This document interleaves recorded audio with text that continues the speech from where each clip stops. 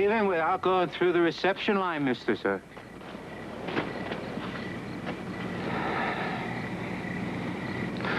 What you been doing, lad? It's just some stuff for my place. You know, canned goods, powdered eggs. A lot more to it than that, isn't it? We've been watching you down below, poking through all sorts of things.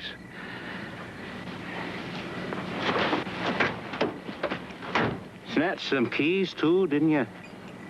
Mr. Adler? You remember Mr. Zirk? He does carpentry for us. You the one that jimmied the lock on the gas pump last week, Jerry? Oh, it's no great loss. I only want the truth. Well, yeah. I took a little from my bike. And what happened when you rode your bike? Did the engine foul? Well, yeah. That gasoline is watered down. And then, well, I took some food from Storage 3. I dug something funny was going on. Only I didn't understand. Well, how much did you understand, Jerry, to what we're doing up here? Look, whatever it is, it's where you're at in your evolution. And non-involvement is where I'm at in mine, you know? I don't have to understand what's going on. I wouldn't tell a soul anyhow. No, I don't think you would. Non-involvement. It's a very good philosophy. You know, Lester here tells me you're an excellent worker. Thanks. I just try to be into whatever I'm doing. Well, we need you up here. So don't you worry about what happened tonight. You just keep it under your hat. Oh, I had to cut a hole in the fence up there to get in, but I'll fix it. You can count on it.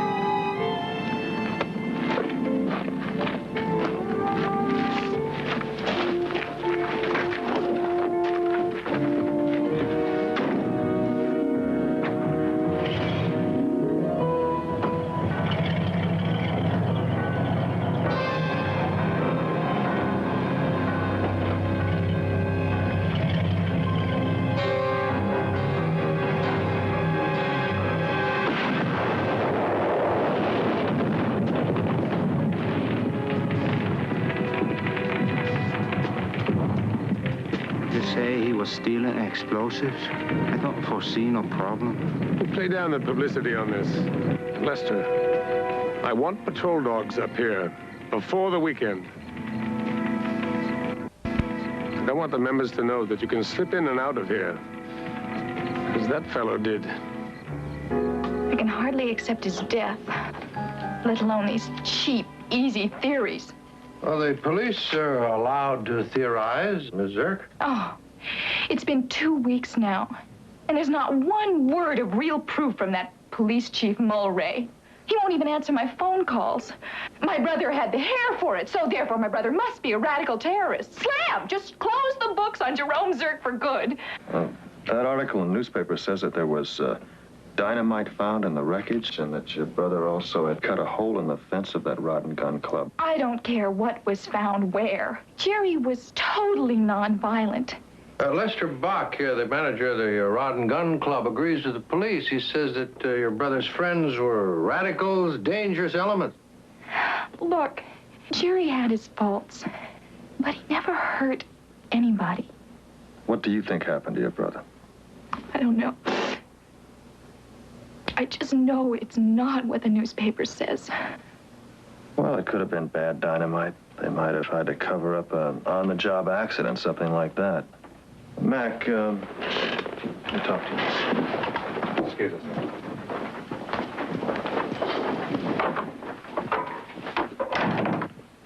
I believe that girl. Yeah, I do, too. I don't like it when people are put into a niche because of the way they look or who they hang around with, especially when they're dead and don't have a chance to defend themselves. You know, and I'm a little teed off about those cops up there. I think they sat on this case. That hurts my professional pride.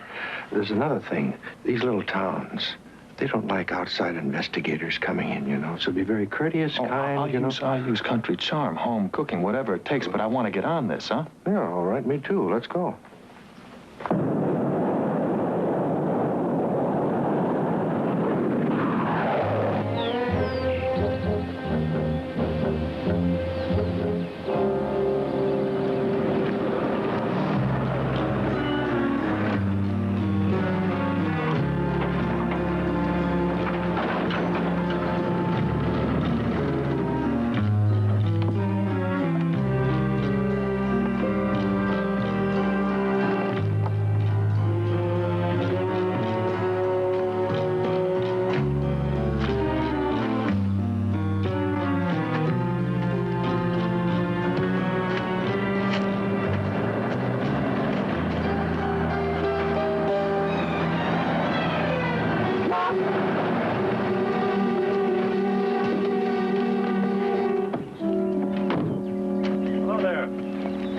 looking for Lester Bach, the club manager.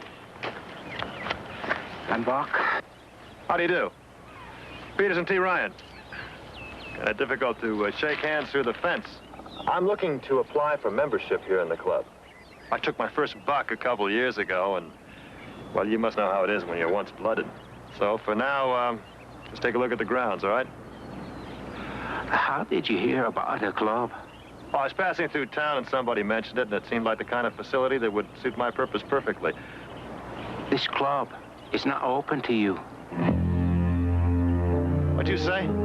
This club is not open to you. Mr. Bach, you haven't heard the end of this. This news will travel into the Harvard Club and come out and come right down on your neck. You can count on it.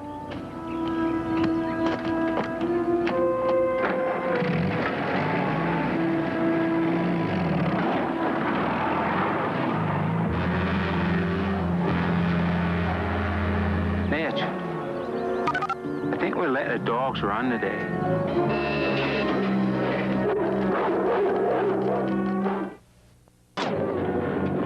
Chief, but my friends on the LAPD did a sweep on Jerry Zirk. He didn't even have a prior record. I suppose you think you're in podunk. Look, we got a police computer complete with flashing lights and buttons. I know the Zirk kid had no prior record. So what? Neither did John Wilkes Booth, far as I know. But didn't you talk to some of his friends, compile some material on his revolutionary activities? I'd have wasted my time talking to that bunch. Till last July, Zirk and all his friends lived together in a commune. Now, any person or persons that live in a commune are communists. That's nothing I made up. I quote Mr. Webster.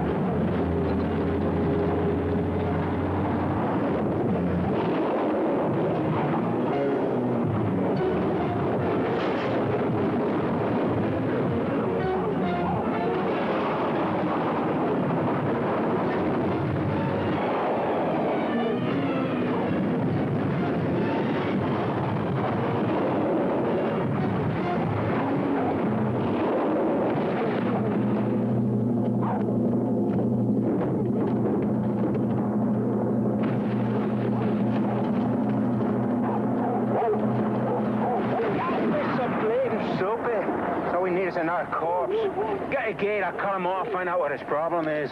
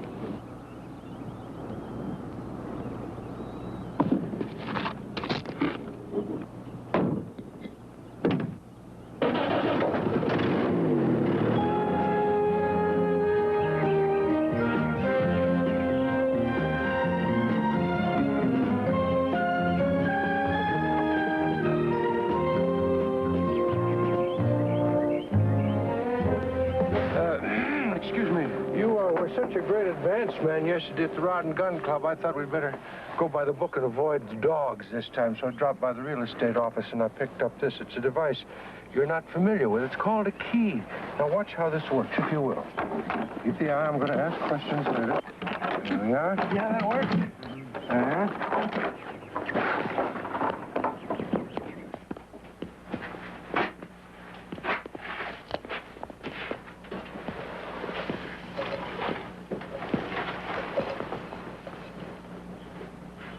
Chinese philosophy, Walden 2, anti-war material.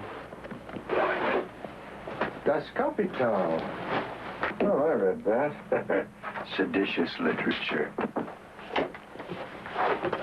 Government rations here. Surplus? Sounds like a mariachi band. Men are warring, I hear their cries, but no tree will die to make my spear.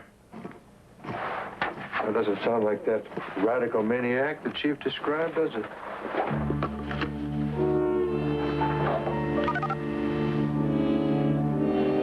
Sand?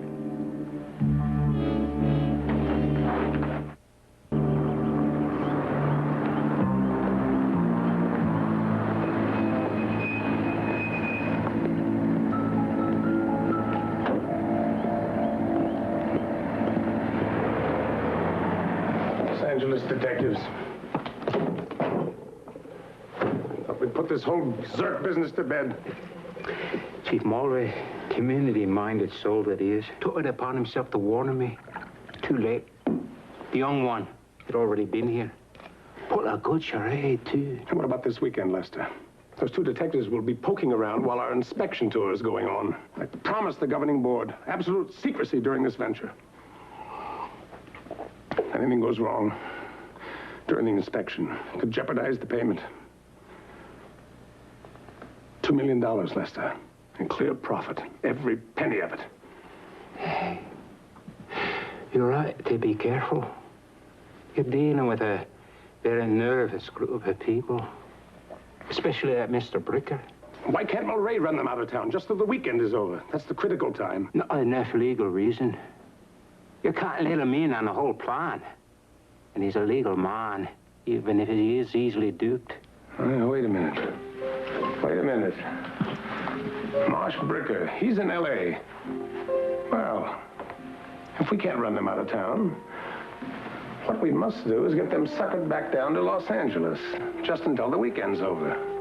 I know what Bricker's mind feeds on. Half-truths. I can play him like a Wurlitzer. Events of the past month that really should surprise no one. First, as reported here, financier Ernest Petrulio... And then there's that hostile gun club that's a cross between my Cub Scout camp and Starlight 17. Cheers.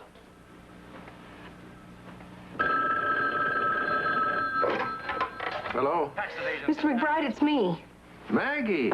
Listen, Mr. McBride, you remember that Ernest Petrulio case that you were working on where the daughter ran away from home, and then you had to go down and find her, and then they had those high-powered securities, you know, that were stolen from Petrulio's office? Well, Marshal Bricker just called here about that. Hold it, slow down. The Marshal Bricker? Yes, you know, that pompous guy that's on TV. Anyway, he called and said that you ought to tune into his show tonight so you could rebut him. What? So I can rebut? He just said that he found some new facts on the Petrulio case, and he found facts about you and facts about Mr. Ryan, and... Well, anyway, he's on Channel 14 right now. Quickly, turn on the TV. Well, first, He sounds very grim.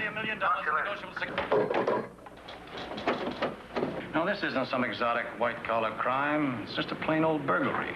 And now, this reporter has learned that at the time of the safe-cracking, Mr. Petrulio had working in San Diego a private investigator, one Frank McBride. Now, that's interesting.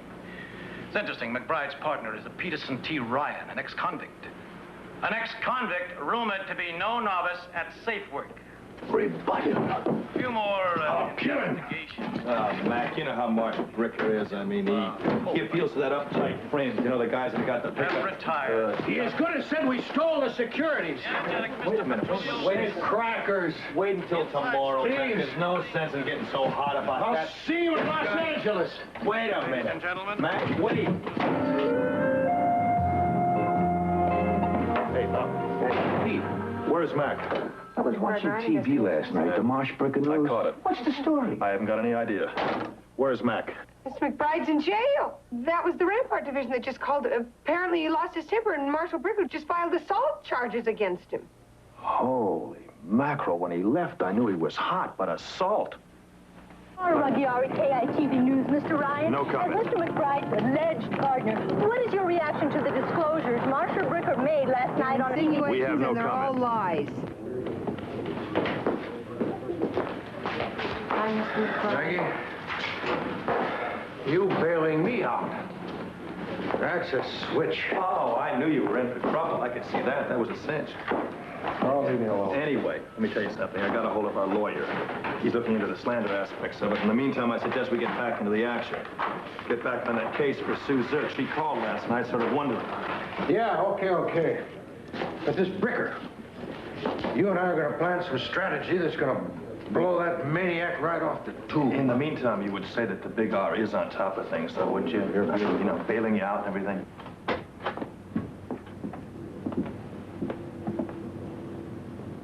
Back. The main thing is to get the Bricker, box him, get him to retract that garbage. Now, I'm already working on the opening gambit. I got Malcolm on it. Malcolm? Yeah. Baggy, you're looking glum. You're hiding something. What is it? Come on, out with it. Well, Mr. McBride, the Bureau of... I can't hear you. And the Bureau of Collections called, and they want to see you tomorrow at 11 o'clock regarding that newscast. Why didn't you tell us this before, Mag? Well, I didn't want Mr. McBride to get any more depressed. Oh, come on. Who's depressed now? It's my investigator's license. Well, listen, they said, though, it was just for an informal chat. Oh, sure it is. Frank McBride, Ralph Musselwhite, Hector Diaz, San Diego Prosecutor's Office.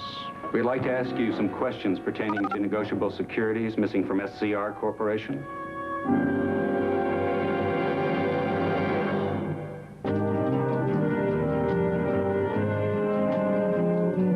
Listen, I used to work with a guy called Ernie Petrulio. That's how I met McBride. Your story is close, but no cigar. You understand? The detectives did not steal the securities, but I know who did. Really? Who? What? Here in the hallway? What we should do is sit down somewhere nice, quiet, compare sources. I'd like to know what you have. The securities are just a tip of the iceberg. Aren't you interested? Mr. Stroop, we can wait until Monday. This can wait until Monday. Monday? We're talking mafia. We're talking the United States Senator with a Las Vegas slush fund, and you want to wait till Monday? Well, listen, please. Make an appointment with my girl.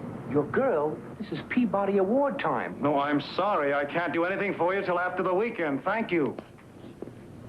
You know, those cans had military labels on them. Would that mean anything to you? No.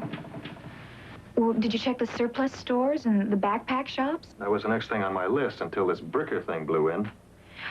Well, what about where he worked? Maybe Jerry said something to them that would be helpful. Well, I was going to go up there today and check that out, but it looks like the San Diego DA wants to talk with me, too. Look, Sue, this securities thing is eating up all of our time, and it's really not fair to you. Now, let me set you up with another agency, all right? Pete, no, I don't want to do that. I spent a lot of time checking out investigators before I came to you and Mac.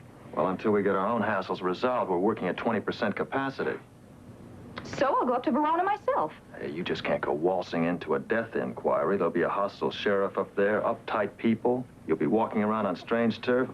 That's no good. Excuse me a second, huh? Sit down and we'll discuss it. Hello. Hey, Malcolm. How's it going with Bricker? Pete, I talked to this man, and I couldn't get anything out of him. He seemed interested, but he was in a rush to go away for the weekend. And he kept interrupting me to talk to his secretary about who's going to take care of the dogs. There's a follow-up with Golden State. Airways reservations, Winter Sox, this, that. He didn't say anything about his sources. Huh? Or about Mac? By the time I laid out all the bait, he had to go. Okay, Malcolm. Call me later, okay? Thanks.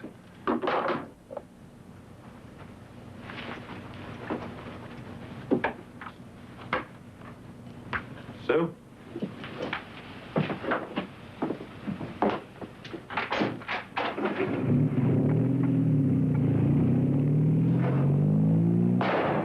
Mr. McBride. Oh, keep your shirt on. What's going on? She took off. She's going up to Verona by herself. And for another piece of good news... I'll be with you. Yeah. Well, Bricker passed on Malcolm's fate. He also said he was splitting for the weekend. He passed up an item like Malcolm gave him for a little rest and recreation? Come on, that Brecker would drag his tongue through ground glass for a story half as good as that. Where'd he say he was going? No, I didn't say. He just said he was going out on Golden State Airlines. Golden State. Maggie. Yeah? Get me Golden State Airlines information and reservations. Golden State Airlines, you know, they fly all those little tank towns. Yeah, Truckee, Center Road. Hello. This is Marshal Bricker. I'd like to confirm my reservations on your flight 36.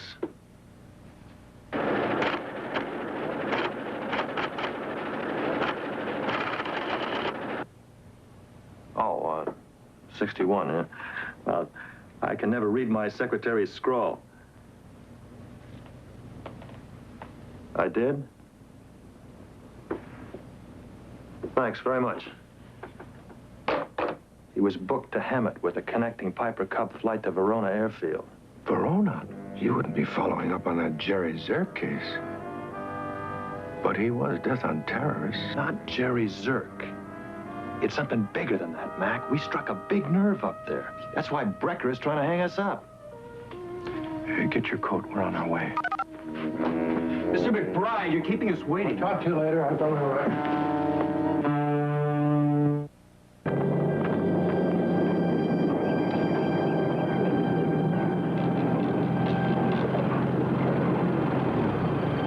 I hope you were wearing your trust. Who said this was a road? Hey.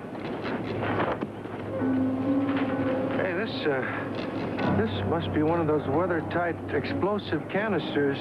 These roads are rigged to blow. We might be fooling around with some government installation. Well, I didn't notice any military markings or equipment when I was up here. Well, the CIA don't exactly set up neon signs, you know. Come to think of it, who said it had to be our government, huh? I did. Because I don't want to consider the alternative.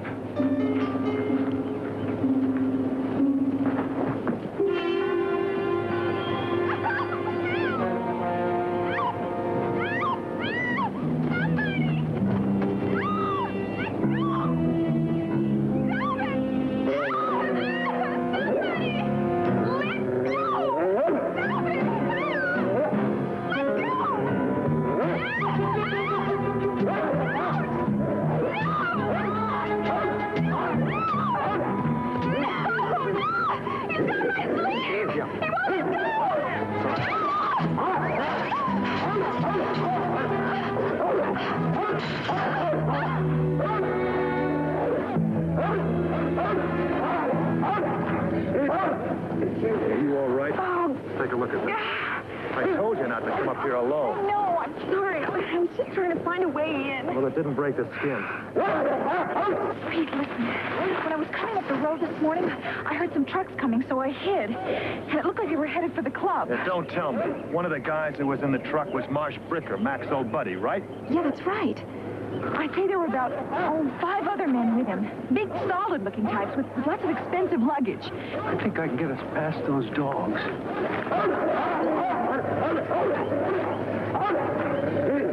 You're folding over a very fine jacket. Yeah. I know this will work. It'll work. I did vacation relief on the canine squad. That's how I know it'll work. All right.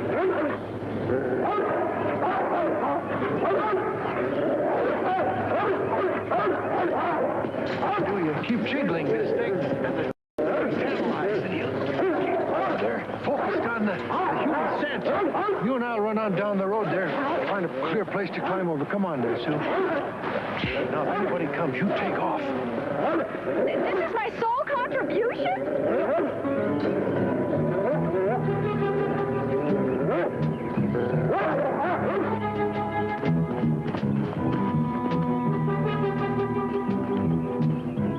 That's where the dogs came at me. Yeah, you're right. Looks more like a SAC Air Force base than a rod and gun club. There's more buildings. I didn't have a chance to check them out. Let's have a look.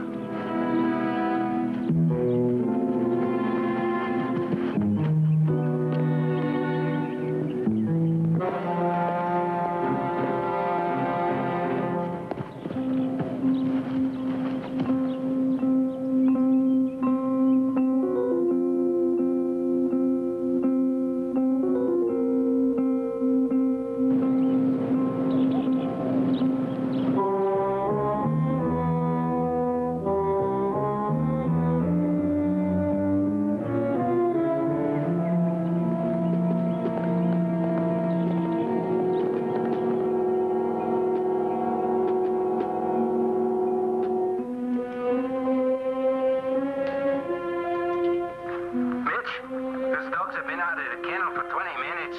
Check it out.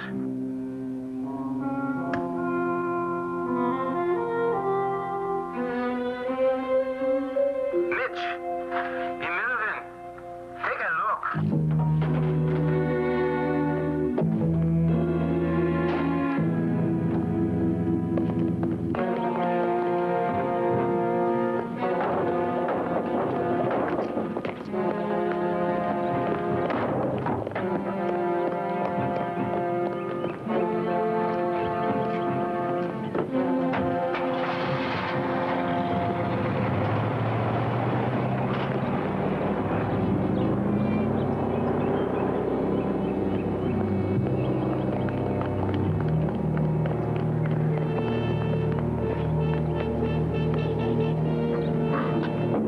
Underground installations. What kind of a hellhole is this? Maybe Air Force wasn't far off. You know, the Nike missile's obsolete. Uncle Sam's been abandoning the bases.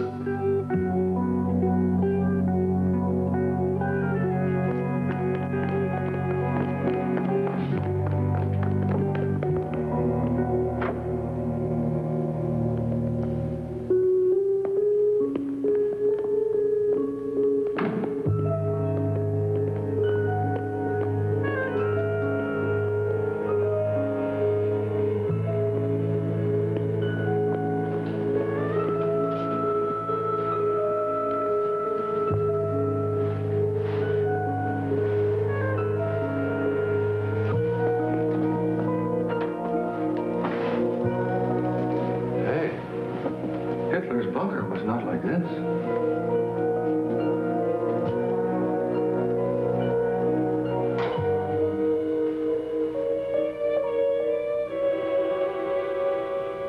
of course, there are other facilities to be completed. You know, before we bought this place from the Army, those poor fellows, they didn't have a wine cellar. And it's a pity, really, because the rooms downstairs would be excellent for it. Mr. Adler, at the last full membership meeting, we discussed a security system. Has that been implemented? Oh, yes, of course. Yes, you see, if we ever do have to occupy this site, all access roads will be electronically detonated behind you. And that way, you and your families will be isolated here on this mountain and absolutely safe. Do not move. Do me the kindness of staying perfectly still. Do not turn. Do not speak. Lean forward with your hands on the table.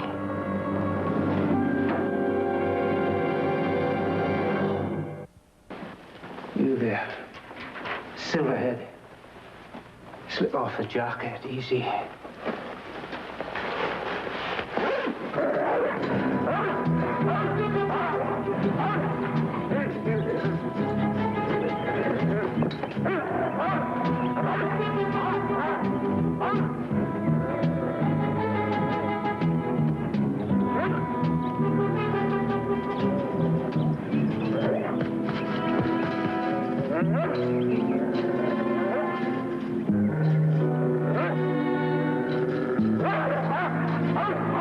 Out into the hall, in an orderly fashion, gentlemen. Hands behind your head.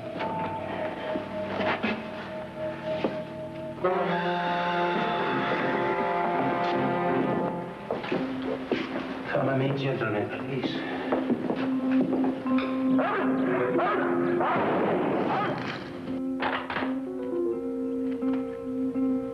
Mitch!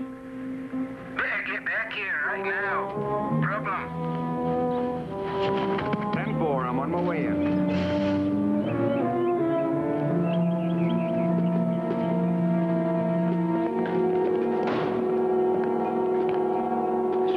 With all your persistence, it looks like we must make you a member of the club. Hal, if you like.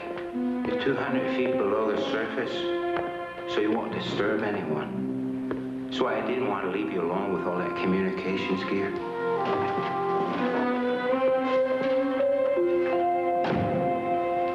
Clown thinks he's Peter Lorre. What's all this? This is all that stuff that I saw in the truck, that Arnold's rent truck. This is? You know that room marked hydroponics? That's where they grow vegetables without soil, like in case of a war. when the soil in the air might be contaminated.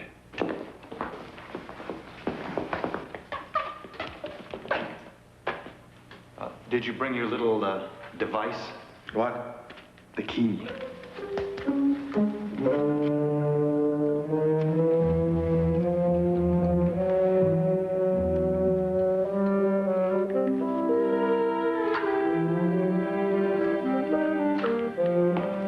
The majority of the completion money will be used for the construction of the catch basin.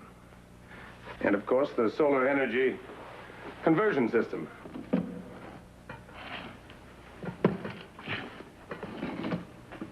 Hey, Mac, that's the same can that was in Zirk's cabin. This could be where he got his canned sand.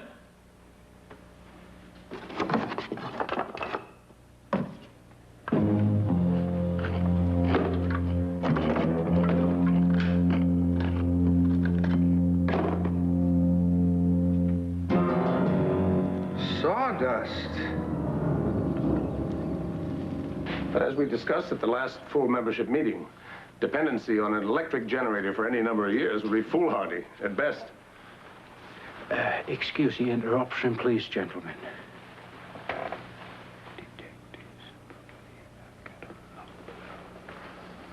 Lester tells me that Mitch and Larry will be here at any moment, and we can trek out to the catch basin. You know, they've gone to an awful lot of trouble to make somebody think that they have bought the real thing. And that somebody, I think, is Marshall Bricker and his friends up there at the space food banquet table. This is pure cane sugar from Hawaii. That is helpful in fighting infection. Yeah. Everything in this place is phony or rented. Except for the lock on that door up there. I got me another little device.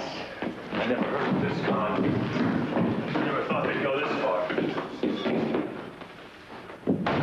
Wonderful job. You're doing a wonderful job, Mr. Adler. Excellent job. Excellent.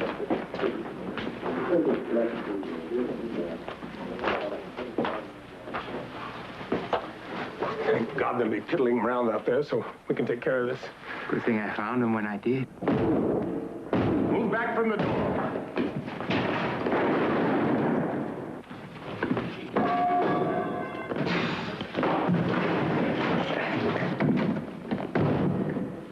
This project could be called the Doomsday Club. And I'm afraid for you, too, Doomsday will be a bit nearer. What do you call this project to the people that you built? A contingency community. Oh, they're a pathetic lot. But they seem to think that their society is on the verge of collapse. Well, that's not so weird. I don't argue with them. It's true. We live in a scary age. But if this Holocaust does appear, I would much rather spend it on the French Riviera than here in this hole. It's a beautiful scam, actually. They give you the money to build this stronghold, and except for a few supervised visits, nobody's ever going to come up here. They pay, what, 10 years worth of groceries, and you end up giving them 3 or 4 months. Don't pretend that there aren't other places like this. It's the only one I've ever heard of that the capital skimmed off. I'm sorry for everyone concerned that you two penetrated as far as you did.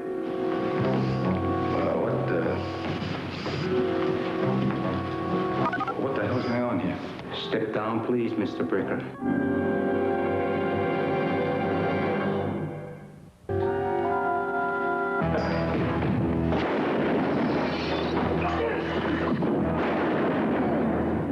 That's it. Inside, please. Yeah. It's just a flesh wound. Let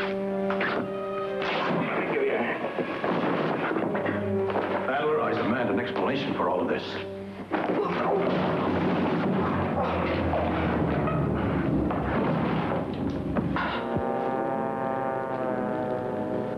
You're just a thief. $1 million so far and $2 million yet to come. You're just a common thief. And you're a horse's rosette. What did they tell you to make you hang this paint job on us? The Zirk boy was an extreme radical, but your poking around would have brought our project into the open. You know, Jerry Zirk found out what was going on up here. He's dead. Bricker, old buddy, now you found out. You got the message? Mr. Adler, we better move before the others come back. There's more at stake here than your bleeding project. I've already got a murder charge hanging over me. Nobody knows these two are here. We'll bury them, and that's the end of it. Marshall's death can be explained as an accident. We'll have to stage one. That way the project goes on. Look, wait a minute. You're perfectly right about Bricker. There's nothing that he wouldn't spill his guts about. But you can settle with my partner and me. Okay? Wait a minute! You're making a deal with these rats? Come on, leave me out of it, you think? What are you talking about? Oh, you're the same as you were in San Quentin. You're All right, sticking to then me. Get out of here, get away from me. I'll make my own deal. Don't make a deal with me. All right, Mac, if that's how it's got to be. But look, please, I don't want to die. Just let me walk out of here with my head, and no one will ever know about your scam up here. Nobody. See, look, Doc can take care of McBride. I'll get Bricker. I'll take care of his little accident. You can get a camera. You can photograph me doing it. That way we'll both have a trump card. See? I mean, I don't want to die. I mean, that's not wrong, is it?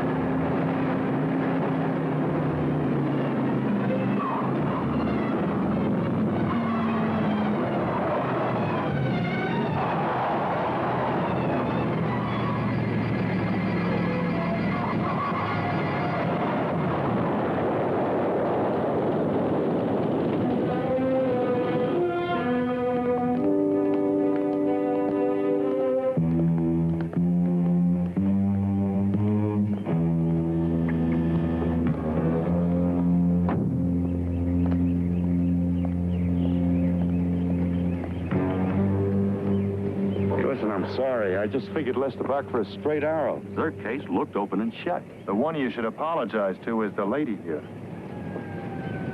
Ma'am? Hey, Mac. Huh? Here comes the ambulance. Come on, fellas, let's get him out of here.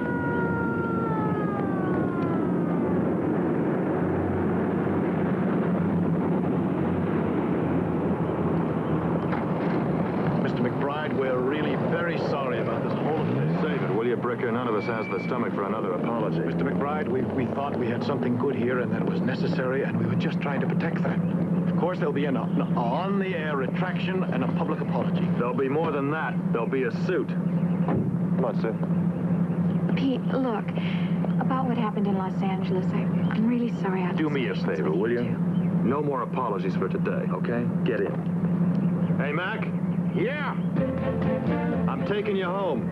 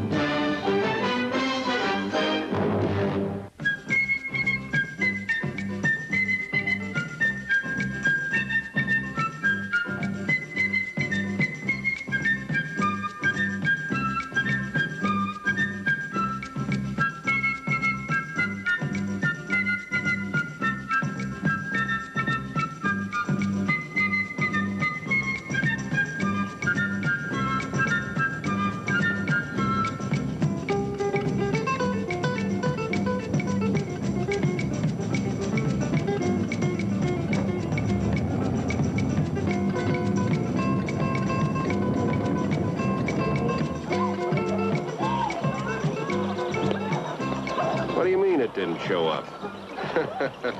Nobody knocks us off. They'd have to be crazy. You tell that to that little weasel O'Shea. He's disappeared. And with him, $1 million of my people's money. Listen, O'Shea was your people. He saw me load the money. It left Miami the same as usual. If it didn't get there, I'd start looking for O'Shea. We'll find him. You know, I don't think that little squirt's got the guts to blow us over. I think it's someone else put him up to it. Got any ideas? Yeah, one. Pete Ryan. I never heard of him. You'll read all about him in tomorrow's obituary.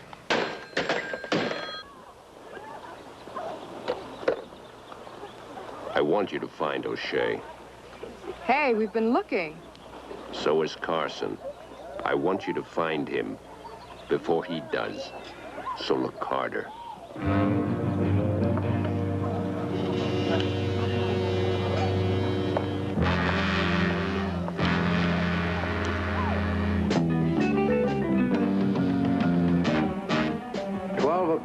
First day, continued surveillance at Bates' residence.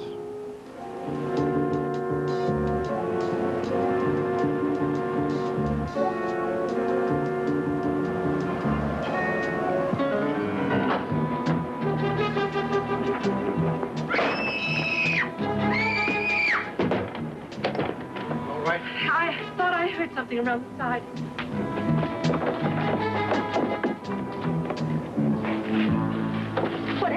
That's a Jimmy. It's used to force open windows. Well, there was someone here. Your scream probably scared him away. You know, I think it's time to call in the police. This makes it clear that it wouldn't be a crank call. Somebody could be trying to murder you. They would go right to my ex-husband. He could be the one.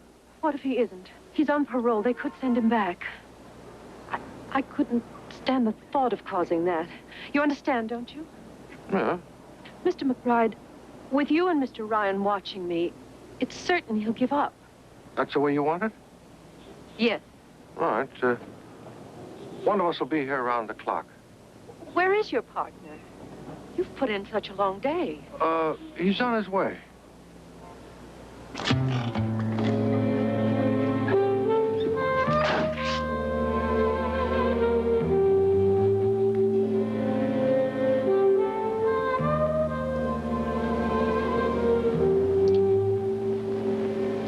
Follow me home. Oh, I can't.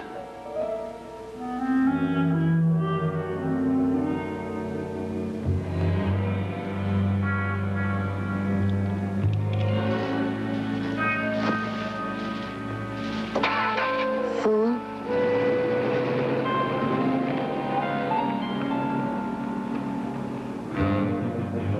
She's right. You're a fool.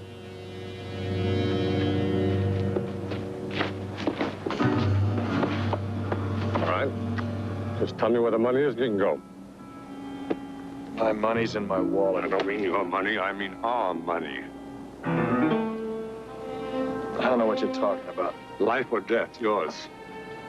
Look, mister, you got the wrong man at the end of your gun. Peterson Ryan, detective, con man, can talk a bird out of a tree when I want to give you a chance to talk yourself out of a 6-foot hole in the ground.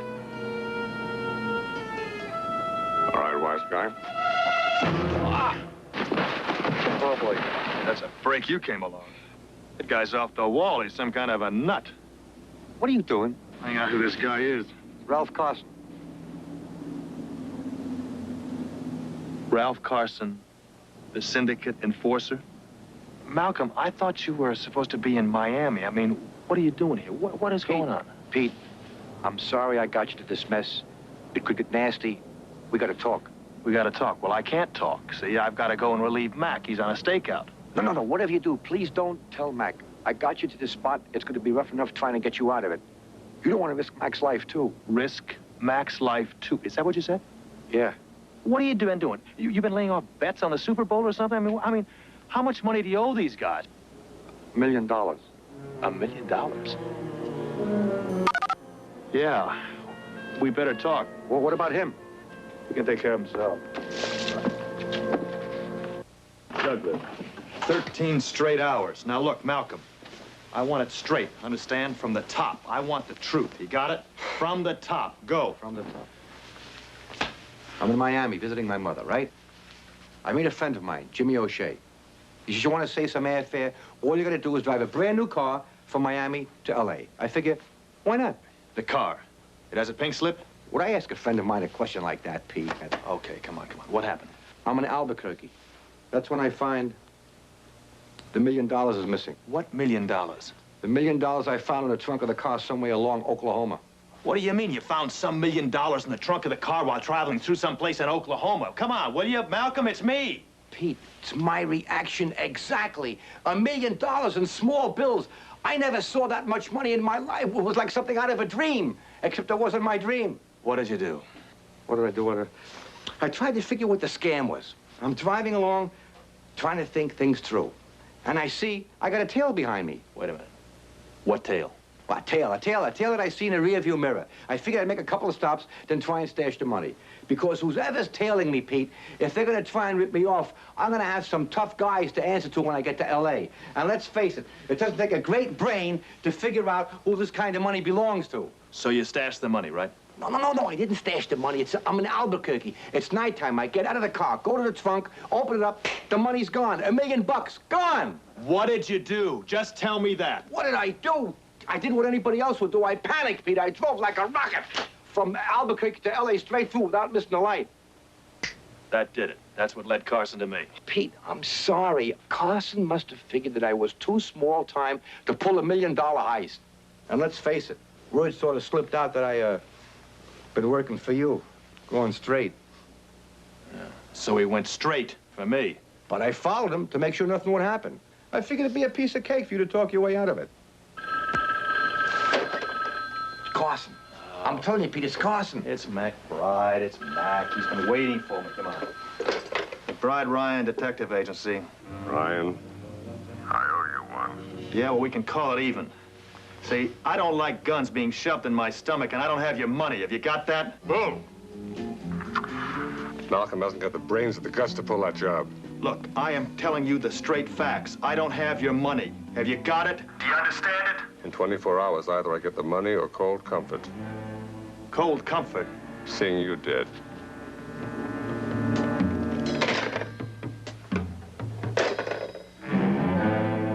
You were right. I've got 24 hours to get the money back. Oh.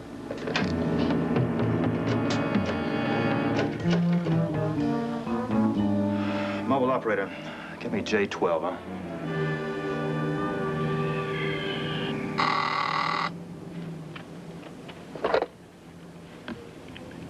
Hello. Mac, it's, Pete. Pete, where are you? Mac, I gotta have some time. I'm got a little problem I gotta take care of. Pete, we're on a job here. I think the threat of Mrs. Bates' husband is real. I need you. Yeah, well, look, I've got to straighten this thing out, Mac, and you just got to give me some time. Time? How much time? I'll need about 24 hours. Look, are you in trouble? Look, I'll call you within that time and let you know how things are going, okay? Thanks, Mac. I'll see you. Pete! Pete! What do we do now? Spend the rest of our lives hiding or find the guy who set you up. Jimmy O'Shea. Where is he? Miami.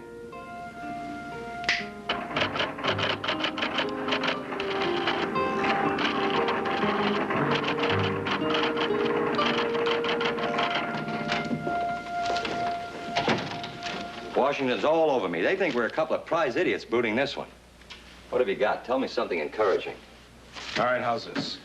Ryan is an ex-con. He's got a partner, Frank McBride, in a detective agency. McBride is an ex-cop. Yeah. All right, stay with him. Ryan and Malcolm just left LAX for Miami. Now, Terrence is on him.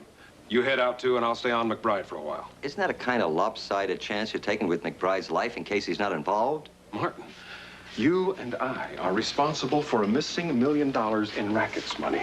Now, that doesn't look good on a file. Besides, I'm going to be there, aren't I? Now, if Carson gets nasty with McBride, I'll stop it. 11:15 p.m., second day, continued surveillance of Bates' residence.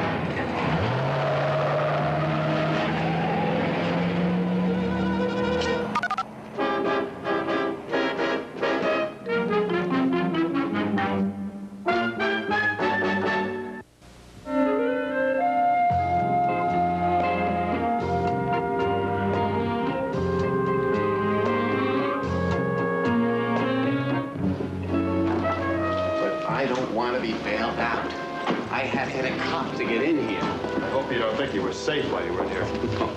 Man with a golden tongue. Don't think for a moment I haven't heard of you. Peterson T. Ryan. You're chasing your own tail if you think you can con me. Mr. O'Shea, your boss Carson is on the trail of his money. Now, he found Malcolm and me, so if I found you, you know he can find you.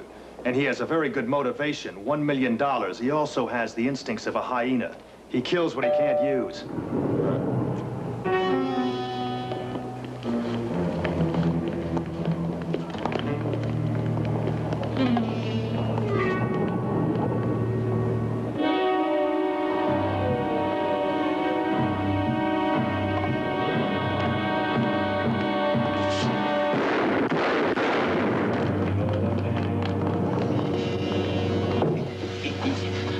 Wishy, O'Shea. Come on. Wishy.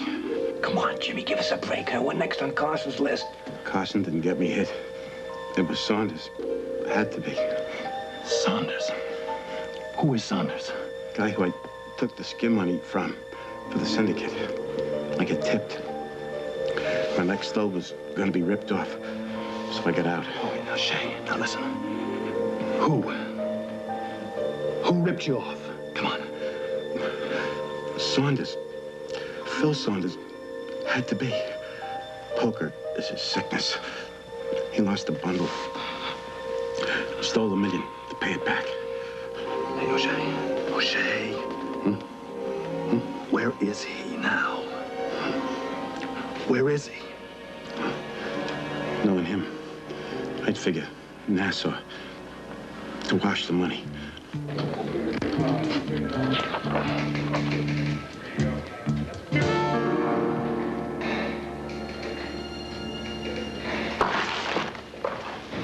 Not here. Maybe you didn't get as good a look at him as you thought. I had a perfect make on him. I could recognize him across the Coliseum. Don't tell me my business. Lieutenant Morrow, please.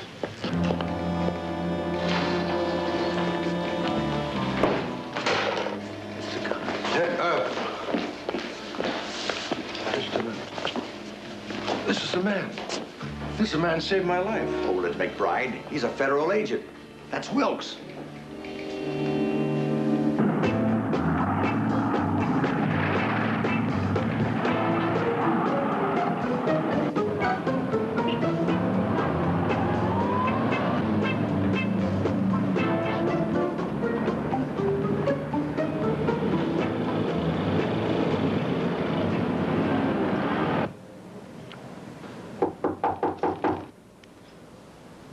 That's what you ought to do.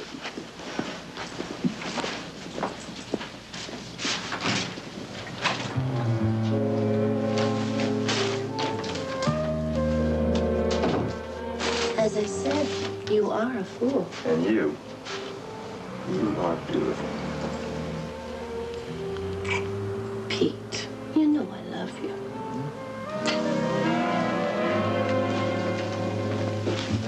Hi, fellas. Hello, Lori. Where's the pigeon? The pigeon? He's downstairs at the bar. His name is Phil Saunders. Here, sit down. Champagne? Oh, absolutely. What's his poison? You. I know you can guess the rest. Plus Ernie and Walt.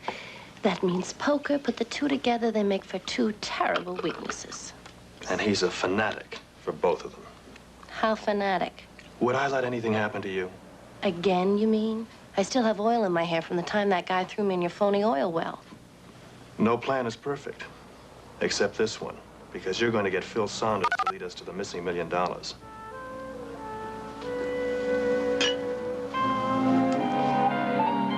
Mr. Wilkes, I don't want to seem ungrateful. After all, you saved my hide last night. But I did nearly get killed. Bates did get it. Now, I have a strong instinct for self-preservation. And if you won't tell me, I have still got to find out. And I have my ways. Mr. McBride, give me your word that what I say won't go any further. All right. You got it? We had our hands on the biggest single load of skim money we'd ever come across. $1 million. $1 million? Now, I personally, talk my superiors in Washington into letting me put that money back into the funnel after marking it and have it go through so we could follow its route and how it gets laundered and by whom. What's that got to do with me? The money disappeared. I have to get it back because I'm on the hook for it. Well, I still don't see how my stakeout is involved. There, certainly Ms. Bates couldn't be involved. No, but you could be. Me? You are Peterson Ryan's partner. What has Pete got to do with this? Frankly, I'm still trying to find out. Well, why didn't you ask me? Why did you give me that run around, the double talk? I'll call him and I'll ask him. You'll have to shout. He's in Nassau. The Bahamas?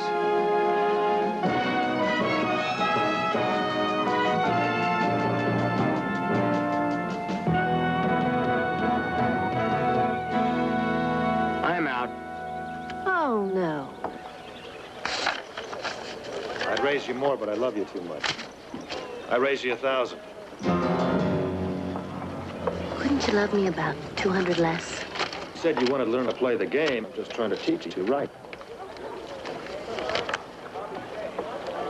1,000 more. And then we're going inside for a game that's cheaper. And that I know.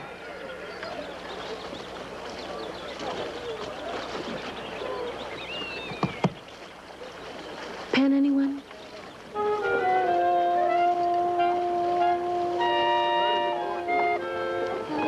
Excuse me.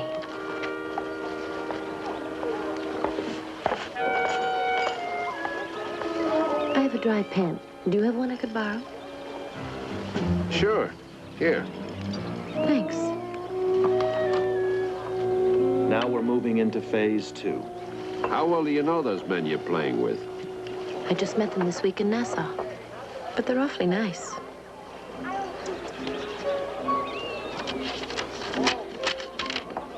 Thanks. 1,000, huh? That must be quite some hand you got. Pair of queens. Something wrong? It's a sucker bet, kid.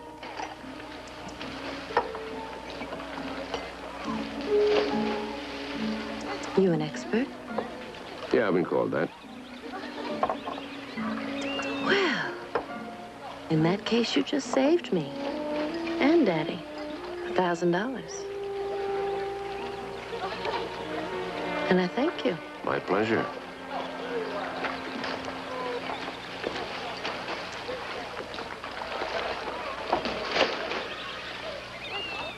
I'm going to show you a little magic act. Now you see $1,000, now you don't.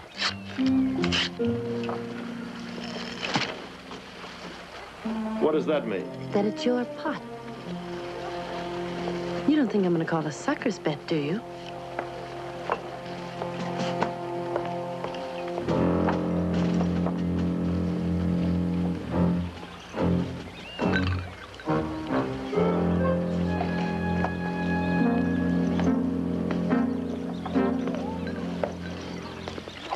Listen to me, Turkey. Keep your hands off. Hey, it's not a problem. I'm not interested in taking candy from babies. Your big mouth is going to end up on the other side of your head. You better leave Nassau. Oh, listen to the turkey. 2 days. I see you around after that you're through. Why wait that long, big man? Waiting for your guts to come back from the laundry? 2 days.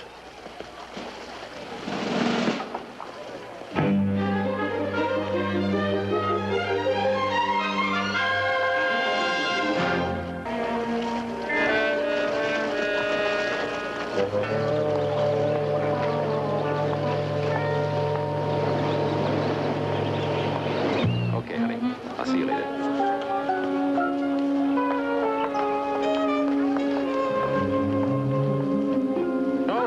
Sorry. I'm not.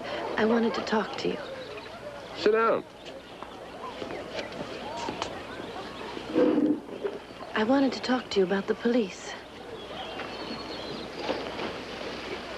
The police? I was just wondering if those men I've been playing with aren't crooks. Oh.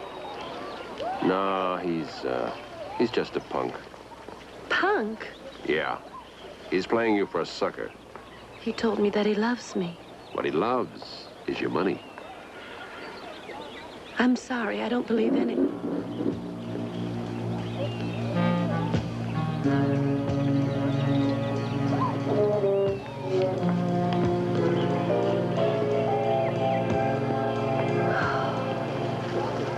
How could I be so stupid? Can you believe I even had another game set up this afternoon on my yacht? You're right. Nothing but a sucker. Just a sucker. Listen, honey, you got the same players playing in that game? Hank and his friend and two cattlemen. Friends of my father's. They came down on the yacht. They're not very good players either. They just love to play. You know, I might like to get into that game. I think I could arrange that. Nah, I'd better not. I gotta sit tight for a few days. It's kind of a tight money situation, you know? What's the matter? Don't you think you're good enough to play against Hank? You know, honey, I was that good when I was 10. Mind if I join in? I told you, Turkey, I don't like you hanging around her. If you want company, the old people's home is down the block. You know, Junior, you're a very lucky man. You're never gonna know what it is to grow old. What are you gonna do, make faces at me? Scare me? Huh? Come on, Laurie. Let's play. He's boring me. Listen, big shot. You ever play with anyone except women and children? What category do you fit in? Why don't you find out? I told him about the game on my yacht. All right, it's table stakes. $50,000 buy-in. What's the matter? Your money can't find where your mouth is? Mine can. What do you mean? I'm backing him. You move in fast. Do we play? Yeah, sure. We play. That is, if you don't chicken out. Turkeys.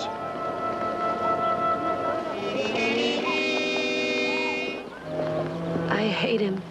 So do I.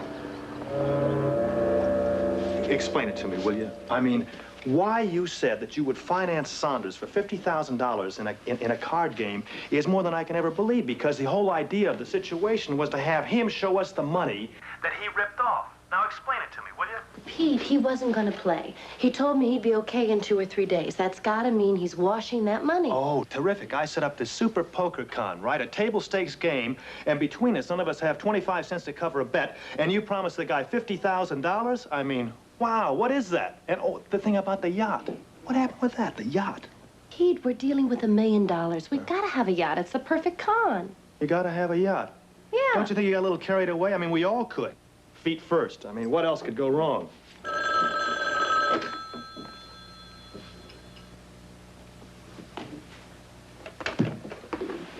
Hello? Ryan. I hope this trip was necessary. Carson, you're here? Closer than you think. You have 4 hours left, Ryan. Nassau's not as friendly as I thought. What are we gonna do? Well, things have to look up. We've hit bottom. I think.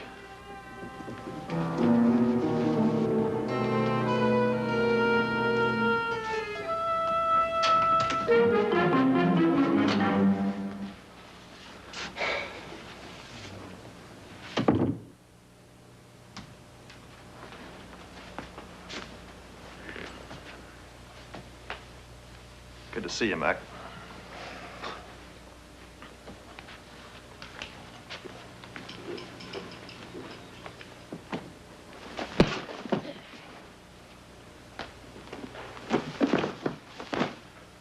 Very nice. Very nice. I can explain. I don't want to hear your explanation. I don't want any long story. By the time you got finished, I'd be so enmeshed I couldn't get out of it with a hacksaw. Now just tell me where you stand right quickly, succinctly, the bottom line. Okay. The truth. No frills, just the facts. No frills. Okay, right to the point. Bottom line, huh? Right. You want to hear it?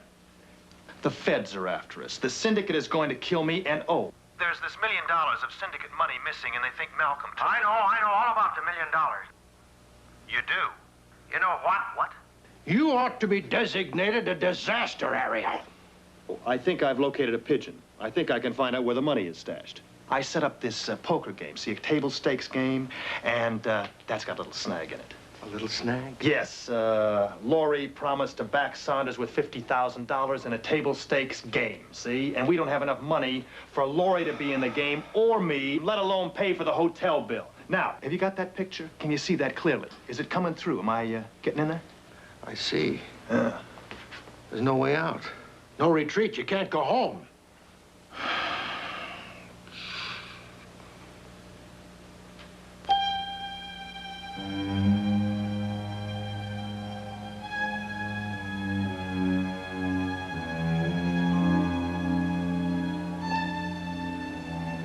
I hope it's as good as it looks.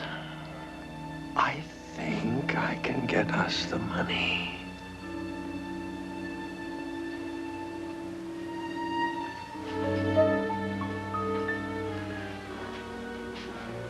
Always look for the one who has the most to lose.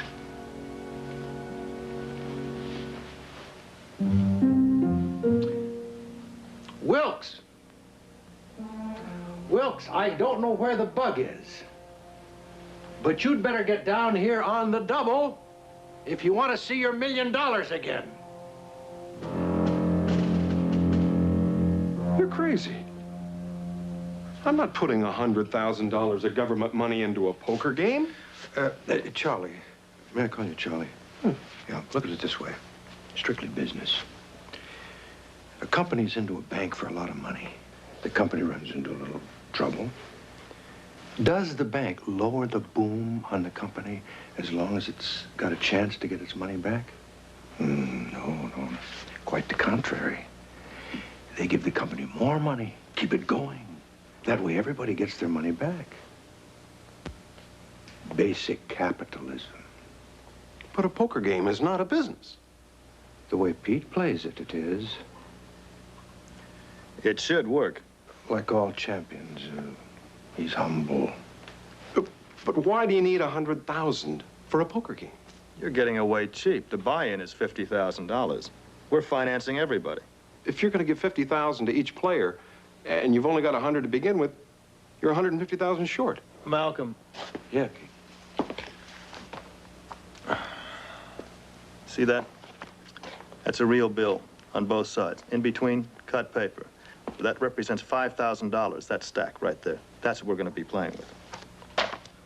Charlie, you see, the key is that Saunders only gets the real money. We circulate the phonies around amongst ourselves.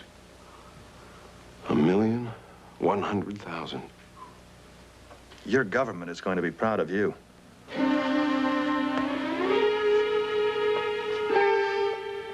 Okay, I'll get it. There is one more little thing. Little thing? We're going to need a 90-foot yacht. Where am I supposed to get a yacht? The same place you got the $1,100,000.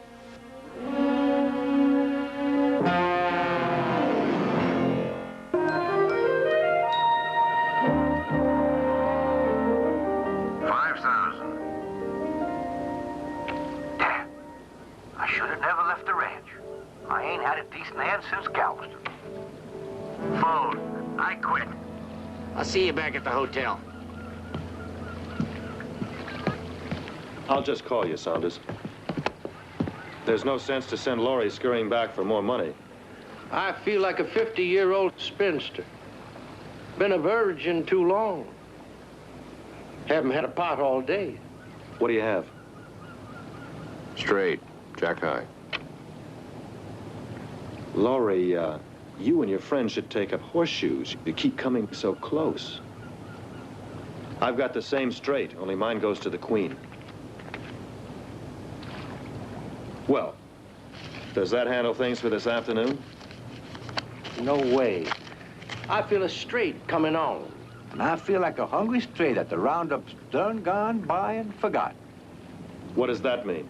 Deal. It's up to you, Turkey. Or are you plucked? He has all the money he needs. That's great. I don't. And you never will. What do you think?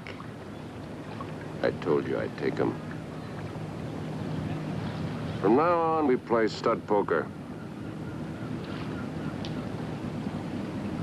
Come with me. I'll get another 50,000 from the safe.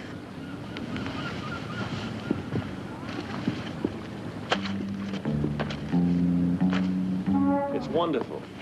Every boy should have a Lady Bountiful in his life.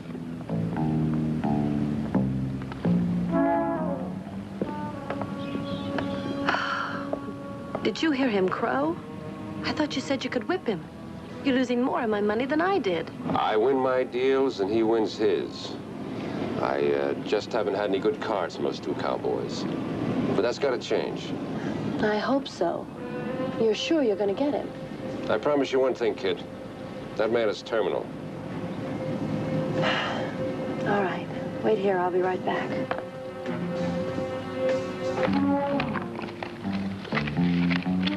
The deck. All rigged? Yep. Like a circus. 3-ring. Malcolm will deal. He'll deal me a flush, you a low straight. And our man Saunders, 4 aces. And Malcolm will fold with nothing. You've got the cards all laid out in that order? Right. They're all rigged. Oh, Martin, those two guys have got my head so far out on a limb. We're going to have ourselves a good game. Cut, boy. What? Oh, I'm sorry. Oh, it's no problem. Everything will turn out all right. All right? The deck fell. The deck fell? That means the cards aren't stacked anymore.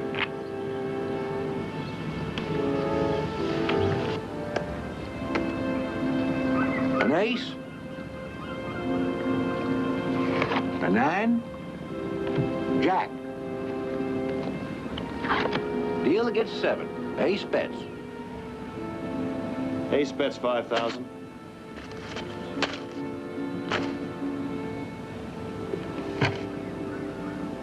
Ace? What the hell's going on? Sanders is supposed to have the 4 aces, not Ryan. Deal against nothing. Pair of aces bets 10,000. All right. I'm in.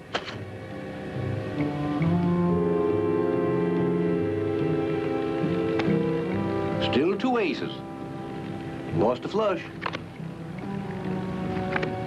The 3rd jack.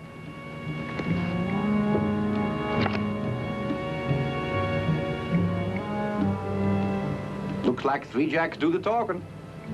20,000. Well, I guess you gotta have the 4th jack. I didn't come this far to lose. There's your 20,000, and I'll raise you $100,000 more. I don't think you've got it. You're crazy. Well, you can send little Lori off here for some more money and find out. I haven't any more cash aboard. I got a sure thing here. It's up to you, Turkey. Call or head back to your coop. I'll write a check. Lori, the bet is $100,000. I don't want any check. You always took my checks before. Ah, but that was when I knew you were waiting for me with ever-loving arms. Now I need cash to keep me warm. What are we gonna do? What are we gonna do? We can't let him off the hook, not when we almost have him. All right. I'll get the rest of the money. We're partners now, 50-50. I'll see you bet. But I need 30 minutes to get the money. We don't want any more games than the one we're in. 30 minutes. Excuse me. All right, I'll give you until 2:10 to come back with the money. If you don't come back by then, I'm gone. He doesn't leave your sight. And the cards stay just where they are. Don't worry about him. Just hurry.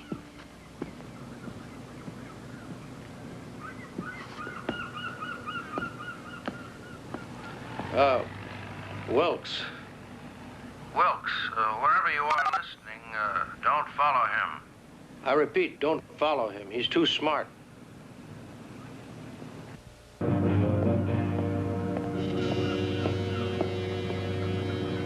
Ah, this is the part of the scam I hate. The waiting. Yeah, especially while the pigeon's flying off by himself. He'll be back.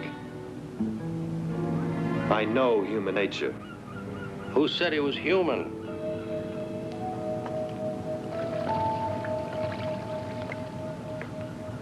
Uh-oh, Pete. Hey, Carson. Your timing is awful. Yours isn't. Get up. This is the end, Mr. Ryan. Look, I've got Saunders nailed. He's gone off the boat to get some money. He's going to be back here? And if he sees you, the whole setup will be blown. Carson will kill him. Ryan will think of something. All I need is a few minutes. All right, I'll give you a few minutes. Now you're making sense. You got 2. I'm a very religious man. You have any prayers to say them. But now. Hey, look now, we're really waiting for Saunders. He was bringing the money. I'm McBride, his partner. That's good. You got 2 minutes, too.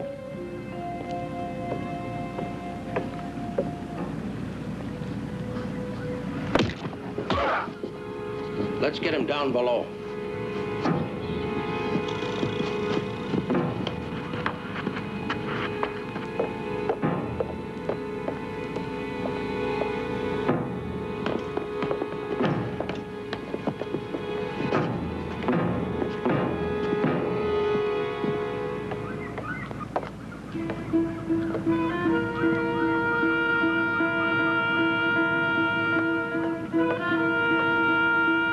I thought I heard some gobbling nearby.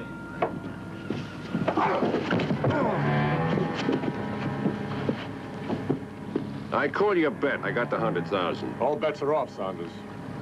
What are you going to do? Follow instructions. The organization can't afford to get ripped off. Someone gets away with it, everybody tries. It becomes a stampede. You're a dead man, Saunders.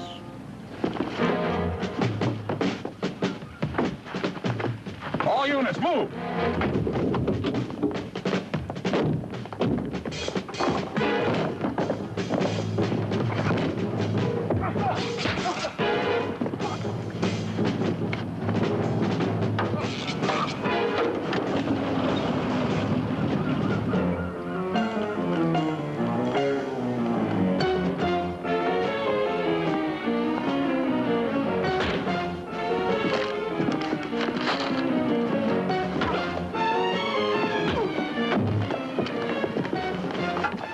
Carson. FBI, you're under arrest. Come on, Saunders, let's move it. You're under arrest. Okay, downstairs, and don't try anything stupid.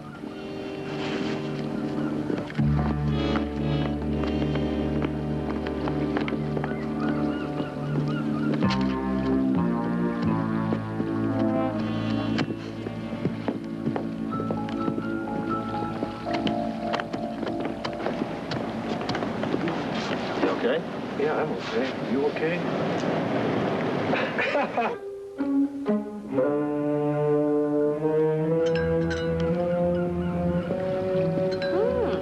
Don't tell me the government's paying for the drinks, too. Yeah?